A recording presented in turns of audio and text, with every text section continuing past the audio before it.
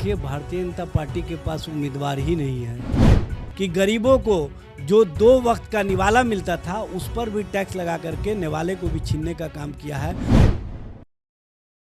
नमस्कार, the news 15 देख रहे हैं आप और आपके साथ मैं हूं देवाशीष कुमार। बिहार में एक बार फिर से चुनावी सरगर्मी जो है वो शुरू हो चुकी है। उपचुनाव का बिगुल जो है वो बज चुका है।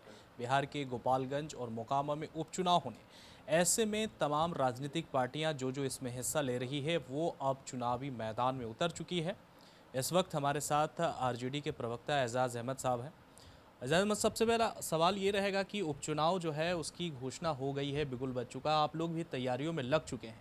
भारतीय जनता पार्टी दमखम दिखा रही है कि भैया हम तो चुनावी मैदान में उतर चुके हैं लेकिन जीत हमारी वहाँ पक्की है, वो लोग सुनिश्चित कर रहे हैं। आप लोग कहाँ पीछे रह जा रहे हैं? देखिए, भारतीय जनता पार्टी के पास उम्मीदवार ही नहीं है तो वो तैयारी किस बात का कर रहे हैं।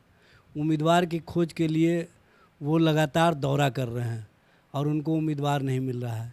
वो विज्ञापन दे रहे हैं, एडवर्टीजमेंट कर रहे हैं कि एक अच्छा उम्मीदवार मिल जाए, लेकिन जनता के विश्वास का कोई भी उम्मीदवार ये नहीं चाहता है कि भारतीय जनता पार्टी के चुनाव चिन्ह पर हम चुनाव लड़ें, क्योंकि बिहार की जनता का विश्वास भारतीय जनता पार्टी खो चुकी है। बिहार की जनता ने पूरी तरह से भारतीय जनता पार्टी को नकार दिया है और नकारी हुई पार्टी और नकारे हुए नेतृत्व के साथ अब कोई भी उम्मीदवार जाना नहीं चाह रहा। इसलिए भारतीय जनता पार्टी लाख मुशक्क़त कर ले, वहाँ पर उनको बेहतर उम्मीदवार नहीं मिल सकता है। वो जैसे तैसे वो चुनाव लड़ जाएंगे वो अलग बात है, लेकिन उनके चुनाव लड़ने की कहीं गंभीरता नहीं है।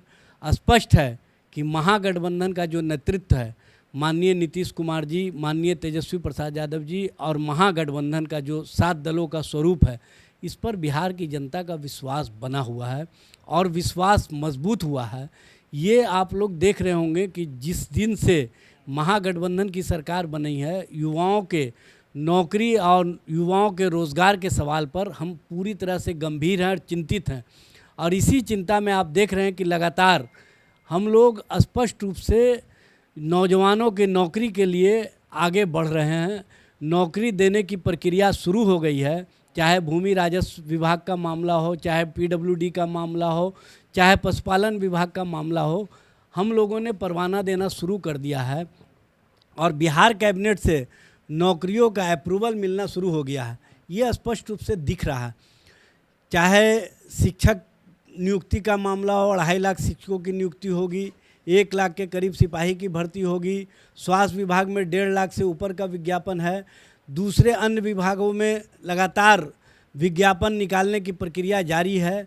हम लोग जो 10 लाख नौकरियों का बात किए थे उसको स्पष्ट रूप से आम जनों के बीच, नौजवानों के बीच ले जा कर के बताने का काम कर रहे हैं कि हम जो कहते हैं वो करने पर विश्वास रखते हैं। और इसी कहने और करने के विश्वास पर बिहार की जनता का विश्वास, बिहार के नौजवानों का विश्वास माननीय नीतीश कुमार जी, माननीय तेजस्वी प्रसाद यादव जी पर और मजबूती के साथ आगे बढ़ा और उसको लेकर के हम आगे बढ़ रहे हैं। और इस उपचुनाव में चाहे मोकामा का मामला हो, चाहे गोपालगंज का मामला हो, आप देखेंगे कि स्पष्ट रूप से हमारे द्वारा जो युवाओं के नौकरी और रोज़गार के सवाल पर काम किए जा रहे हैं, उस विश्वास पर नौजवान हमारे साथ खड़े नज़र आएंगे। हम महंगाई के सवाल पर भी केंद्र सरकार को भी घेरने का काम कर रहे हैं और बिहार में जितना संभव हो सकेगा हम लोग महंगाई कम करने की दिशा में लगातार कार्रवाई कर रहे हैं। और जबकि भारतीय जनता पार्टी आज़ादी के बाद पहली बार ऐसी सरकार बनी है जिसने खाने के सामानों पर जीएसटी लगाने का काम किया, खाने के सामानों पर टैक्स लगाने का काम किया। हम लोग सुना करते थे कि अंग्रेज़ भारतीयों पर अत्याचार के लिए टैक्स लगाने का काम करती थी खाने के सामानों पर। आज देखने को मिल रहा है कि गरीबों को जो 2 वक्त का निवाला मिलता था उस पर भी टैक्स लगा करके निवाले को भी छीनने का काम किया है। और जो निवाला को छीने, जो नौजवानों के रोज़गार को कहीं ना कहीं जुमलाबाजी के शब्दों में भरमाने का काम करे, उस पर बिहार और देश की जनता क्यों विश्वास करेगी। साहब, आप ये बताइए कि आप जिस उपचुनाव की इस वक्त हम चर्चा कर रहे हैं, आप लोगों ने रोड मैप तैयार कर लिया है कि जो रोजगार के मुद्दों की आप बात कर रहे हैं। भारतीय जनता पार्टी के कई नेताओं से भी मेरी बात हुई, उन्होंने साफ कहा है कि रोजगार बिहार में है कहाँ। जिस वक्त हमारी सरकार थी उस वक्त हम इस पर काम करते थे। आरजेडी तो रोजगार छीनने का काम करती है। हम लोग संजय जायसवाल कह रहे हैं कि जो सीटें इस वक्त दोनों सीटें हैं उस पर तो जीत हमारी है। रोजगार के मुद्दे पर आप लोग कहाँ करते हैं? पीएमसीएच में खाली आप पत्रकारों को ले जाके फोटो खिंचवाने का काम करते हैं। हम लोग तो स्पष्ट रूप से लोगों के बीच रोज़गार कहाँ कहाँ है, कहाँ कहाँ नौकरी है, ये बताने का काम कर रहे हैं।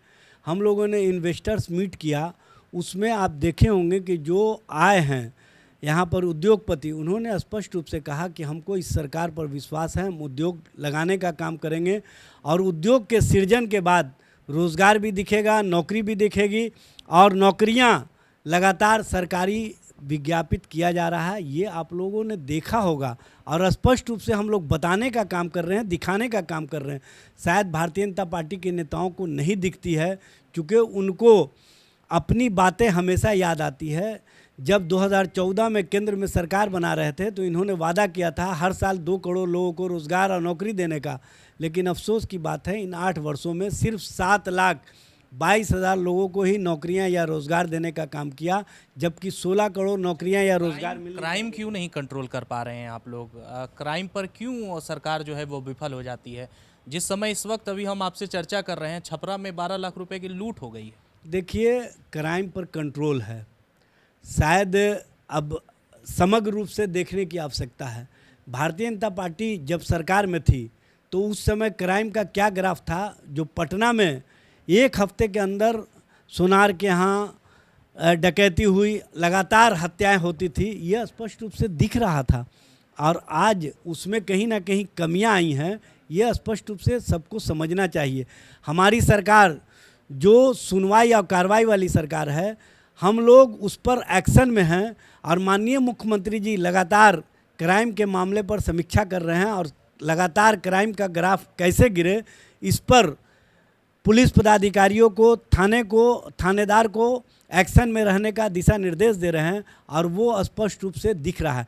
इस बार आपने देखा होगा दुर्गा पूजा के अवसर पर जितनी शांति व्यवस्था कायम रही और जितने बेहतर ढंग से लोगों ने पूजा किया, ये स्पष्ट रूप से बताता है, दिखाता है कि महागठबंधन की सरकार क्राइम रोकने की दिशा में जो ज़ीरो टॉलरेंस की नीतियां हैं उस पर आगे बढ़ रही है और उसमें हम बहुत हद तक सफल भी हैं।